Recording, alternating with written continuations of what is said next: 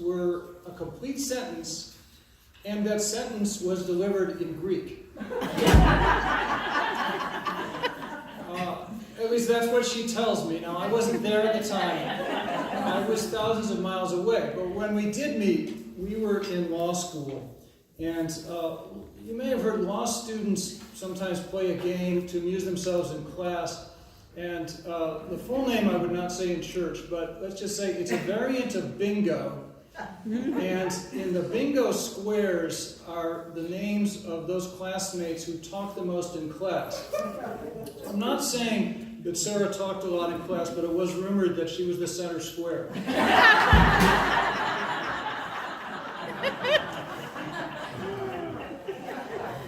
Sarah was also the chief social organizer of our class. In fact, early in first year, she got up in a class, got the professor's permission, and said that she had a sign-up sheet that she was going to pass around so we could all write in our phone numbers. And it wasn't until later that she revealed to me that that was all just a ploy to get my phone number.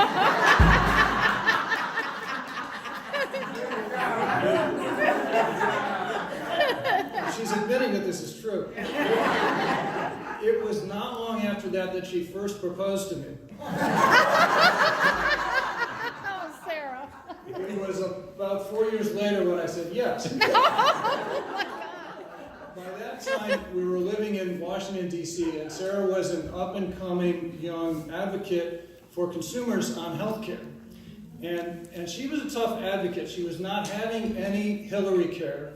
It had to be single payer, or what we now call Medicare for all. And she was working, we were both working for a group called Public Citizen, which was started by the legendary Ralph Nader. And Sarah actually is in possession of what is believed to be the only known written apology signed by Ralph Nader. Actually got him to apologize to her. Now, I started to work for Public Citizen after she did, but we were working in separate parts of the group. I was working on energy, she was working on healthcare. But there was a veteran advocate for another group named Ed, and he actually worked on energy and healthcare, so he knew both of us. But he didn't know how well we knew each other. So he was talking to a friend of mine, and he said, you know what Public Citizen needs is more people like Bill McGavern and fewer people like Sarah Nichols. My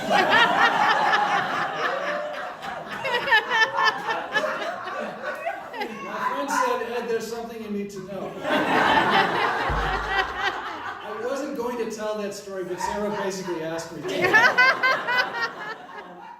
But she never made Ed cry. Well, yes, this guy, he was a sort of grizzled veteran guy. Evidently, she made him cry at one point. But she also was known on the lighter side. She was known for giving compelling television appearances. And in fact, at one point, she flew to, I guess, Chicago, wherever it was, to film an episode of the Jerry Springer Show. Now, back then, Springer sometimes did actually have, somewhat serious topics on his shows. But I think that the segment right after Sarah's was something about grown men who dress up in diapers for fun. But that was definitely a career highlight. I don't know if we have video of that. But in addition to her many professional accomplishments, while we were in D.C., Sarah produced our son Nick and our daughter Emily, and she's been not only a wonderful mother, but a wonderfully entertaining mother.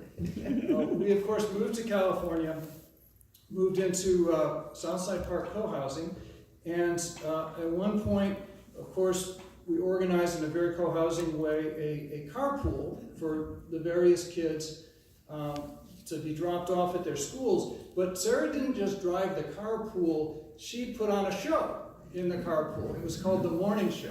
And she invented a series of characters that she would voice and entertain the kids with this morning show throughout the ride. So I could say more, but I think it's time to bring Carlin up. And Sarah, just want to say congratulations, and I'm so proud of you. Thank you.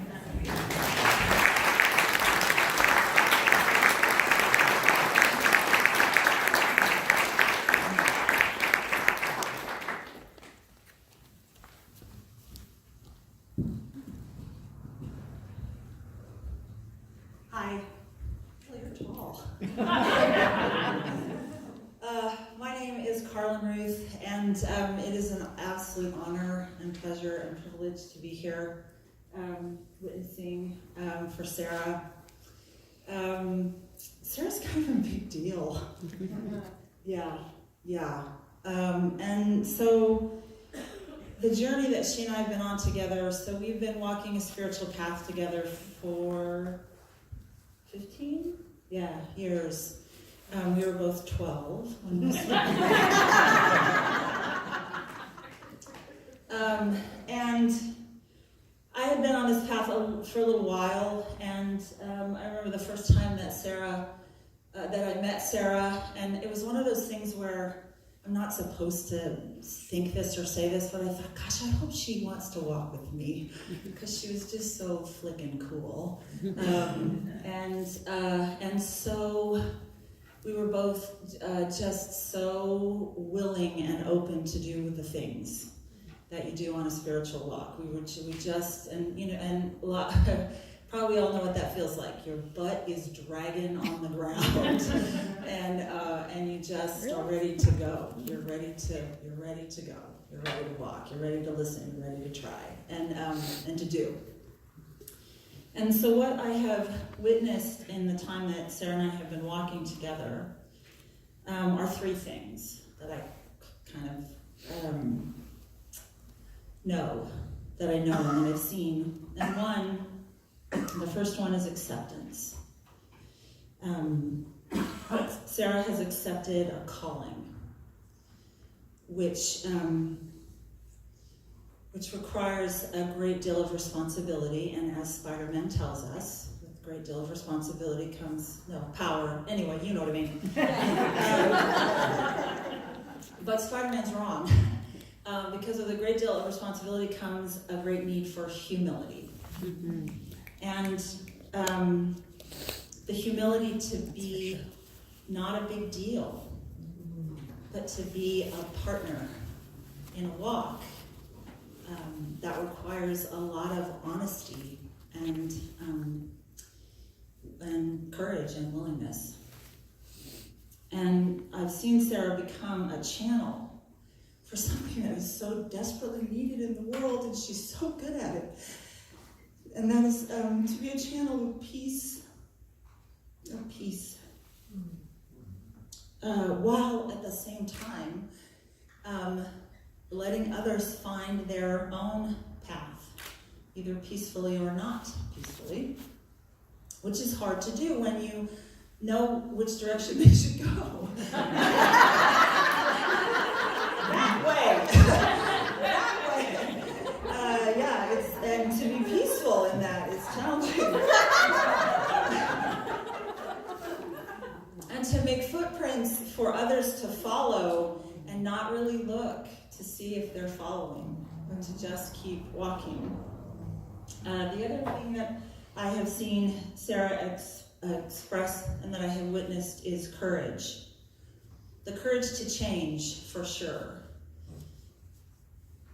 But more importantly, the courage to love.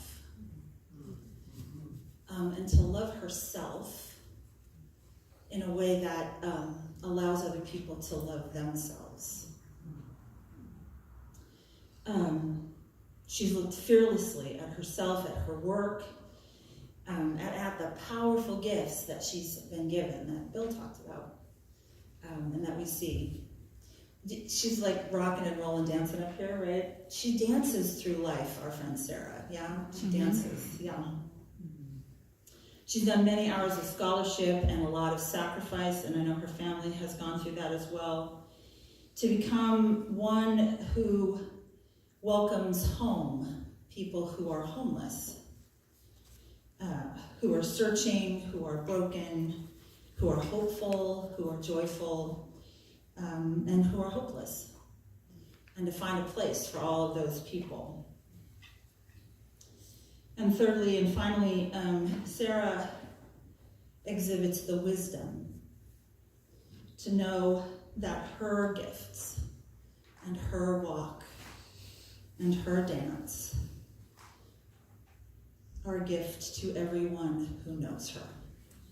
I love you.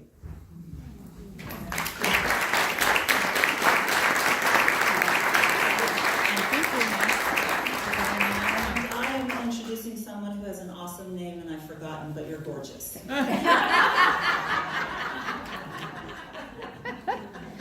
Okay. Well, thank you. My name is Darika Blackman. Yes, that's it. I just like to say I use she and they pronouns, and I like to tell you my gender pronouns because you don't know what they are by looking at me. And I am so happy to be here. I think my job is to talk about Sarah's journey, our journey through ministerial school. And Sarah's impact on me is so much bigger than that per usual from anyone who knows me, I'm just going to talk about what I want to talk about. Darika in the house. You know it's true because all of us want to say the same thing, right? Because that's the kind of person that Sarah is that she leaves that mark everywhere that she goes. So if you ask 20 people, they're all going to say, she's so funny. She just dances through life. They're all going to say she's so humble. And she brings, if they're paying attention. They're not all paying attention. It doesn't mean you're not bright. It just means you know how to step forward and how to step back. That's humble. Sometimes we think humble means quiet.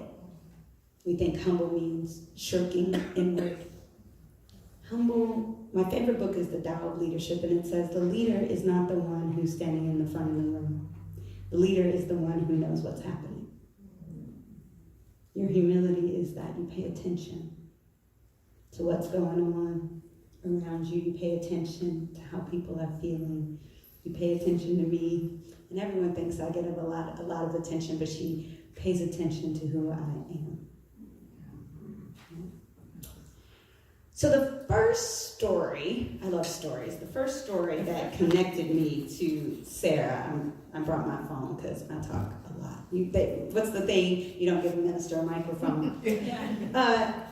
Sarah told me the story about healing a wart. And I have to say, I have been in Centers for Spiritual Living for 22 years.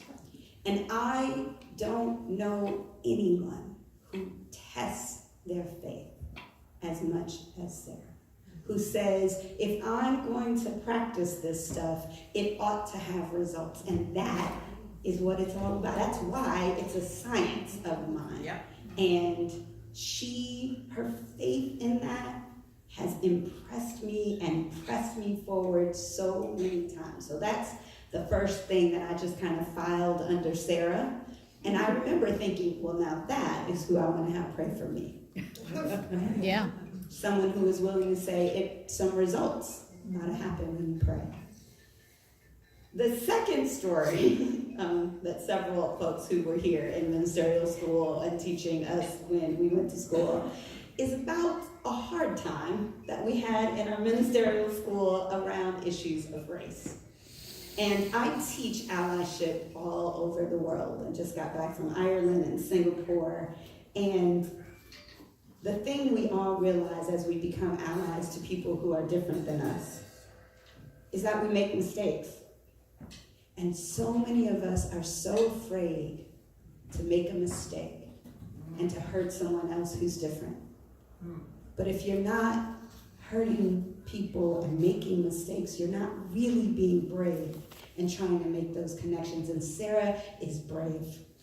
She's willing to talk about the really hard things, to make a mistake, to ask herself questions, to ask me questions, to ask everyone questions, and to find her way forward, and to get back up, and to keep going, and to keep reaching. And you reached me in a way that no one else ever has.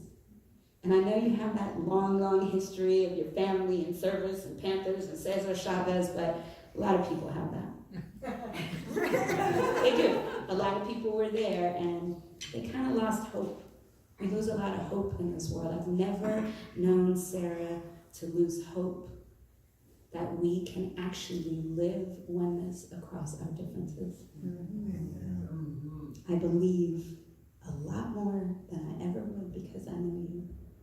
And I know your heart, and I know your commitment, and I know your courage, and I know your vulnerability, and that you try and you cry and you're not sure, but you keep going. And that is what I teach. Not everyone else, but also myself. And the last thing is she just is so amazingly supportive. Like really, really, really cares. And there have been so many times on my journey, this was my roommate all through ministerial school, and there have been so many late nights where I just talked and talked and talked about my problems. And she always listened, she always cared, and sometimes she knew what to say and sometimes she didn't, but she just held the space. And everywhere I go when I talk about her, so many people have that story. And you can see it. And I love you so very much. And I'm so grateful for the friend that you are to me and to so many other people. Congratulations.